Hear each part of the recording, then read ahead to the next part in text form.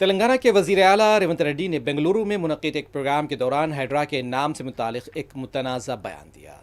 وزیر اعلیٰ ریونت ریڈی کا کہنا تھا کہ انہوں نے ہٹلر سے تحریک پا کر ہائیڈرا کے نام کا انتخاب کیا ہے۔ وزیر اعلیٰ نے کہا کہ میرے لیے ہٹلر ہی تحریک کا ذریعہ ہے۔ دراصل ہائیڈرا ہٹلر کی کور ٹیم کا نام تھا۔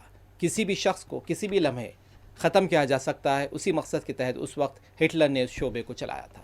اب میں نے بھی اسی ہٹلر کو اپنا آئیڈیل بناتے ہوئے یہاں اس کا نام ہائیڈرا رکھا ہے۔ ریونت ریڈی نے وضاحت کرتے ہوئے کہا کہ ہائیڈرا کا قیام غیر شہر میں تالاب اور جھیل پر قانونی سرگرمیوں، آبی ذخائر اور سرکاری اراضی پر قبضوں کے خلاف مؤثر کارروائی کے مقصد سے عمل میں لایا گیا ہے۔